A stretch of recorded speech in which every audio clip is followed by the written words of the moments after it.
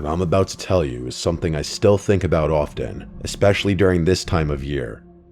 This happened on New Year's Eve a few years ago. I was driving to my parents' house to celebrate the new year with them. They live a few hours away in upstate Pennsylvania, so I'd left in the late afternoon, figuring I'd get there with plenty of time to spare. The drive was supposed to be simple. I'm the type who really enjoys long drives, so a nice, peaceful drive would give me some much-needed time to think. But the weather had other plans. The snow started falling about an hour into my drive. At first it was light, just flurries dusting the windshield. Nothing to worry about. I thought the snowfall was actually quite pretty, but I'm pretty sure I jinxed myself. The further I drove, the harder the snow came down. It just kept falling and falling until I was literally in the middle of an honest-to-God blizzard. The highway turned slick and visibility dropped to almost nothing. My car, a little sedan, isn't exactly great in snow, so when the tires started slipping on even the smallest hills, I knew I had to pull over. There was no point in risking my life. It was my own fault for not planning out the drive better. I found a spot on the shoulder, far enough off the road to avoid passing cars, not that there were many. I texted my parents about my situation, and they seemed worried sick. I tried to reassure them that everything would be okay, but I honestly wasn't too sure about that myself. I figured I'd wait out the worst of the storm, hoping it would just ease up, but the snow didn't let up. In fact, it only seemed to get worse from that point. It just kept coming, piling up around the car and on the road ahead. After an hour or so, it became clear I wasn't going anywhere that night. My dad offered to try and get out to me, but I told him that that was a death wish. I told him that if the snow didn't let up, I'd call the police, which he begrudgingly accepted as a decent solution. I really didn't want to call the police, and I didn't have AAA either, so that wasn't an option. I told myself the storm would have to let up eventually, and I decided that if it didn't by the time I got tired, I'd call the police. The thought of spending the night in the car made me uneasy.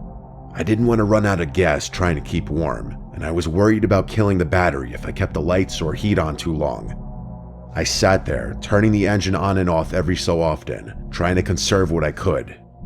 The wind howled outside. I was starting to feel the weight of the isolation when I looked at my rear view and saw headlights cutting through the storm from behind me. I literally wanted to jump for joy. A snowplow pulled up beside me. I was saved. I rolled down the window as the driver leaned out of his. He was an older guy, maybe in his late 50s. He looked nice. He was wearing a thick jacket and had a black knit hat that was pulled down over his ears. I remember thinking his face was really wrinkly, if that makes sense. It looked weathered, like he had spent decades in harsh conditions. I expected him to say something, but he just stared at me for what seemed like an unusual amount of time.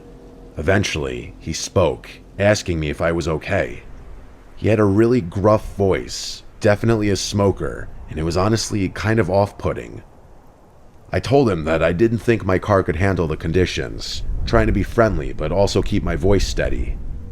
He nodded, saying that I wouldn't get far in a storm like this, especially with the car I had. He paused for a few moments, as if he were considering what to say. I watched his eyes scan my back seat, like he was looking for something. I was just about to respond when he offered to give me a ride. I hesitated. I didn't know him, and yeah, he seemed a little strange, but he struck me as a genuine guy. Plus, staying put with my car all night would have been stupid. I asked him if he could drive me to where I was going, and he said it would be no problem.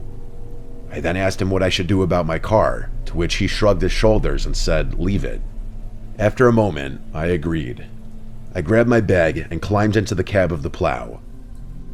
At first, the warmth was comforting. I felt the tension in my shoulders start to ease as I settled into the seat. He asked me where I was headed, and I told him about my parents' house. I gave him directions, and he nodded again, but didn't say much after that.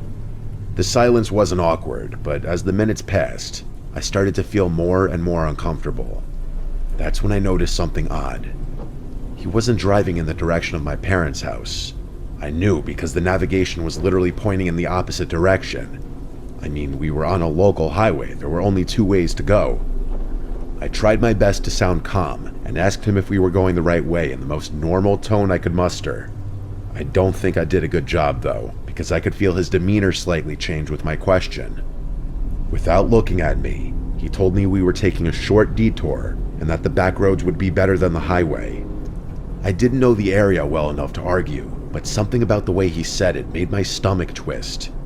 We drove a little longer, and he did in fact get off the highway and start driving along some back road. At least the GPS said we were heading in the right direction. So I thought I was just being paranoid. Something in my gut was still telling me he was off though, so I started looking around the cab more closely.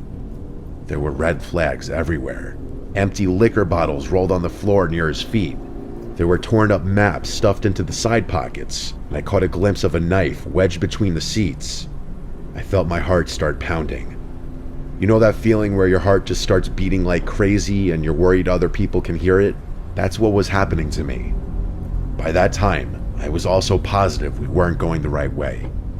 The GPS kept recalibrating because he missed turn after turn, not even looking at it. I was panicking. As we continued driving, I spotted a house in the distance. It was the only one I'd seen for miles. I had to act. It felt like a lifeline. I waited until we got closer, took a deep breath, grabbed the door handle, and then kicked the door open as hard as I could. The cold air hit me like a slap, but I didn't stop. I slammed into the ground and felt my leg flare up with pain. I didn't care though. I got to my feet and started running toward the house. The man shouted something at me, and I glanced back to see him fumbling for something in the glove box, probably going for a gun for all I knew. I didn't look back again. I sprinted through the snow, trying not to slip until I reached the house. I pounded on the door, screaming for help. A man and woman opened it, and they basically pulled me inside. I collapsed onto the floor, trying to catch my breath. I told them what had just happened, and they didn't ask questions. They just called the police. By the time the cops arrived, the snowplow was gone. They said they'd keep an eye out and search the area, but in that storm, finding him was unlikely. They offered to give me a ride to my parents' house, and even helped me call someone to tow my car. I was beyond grateful. My dad was furious once he found out, and I haven't driven in the snow since. I always think about what might have happened had I not jumped out of the car when I did.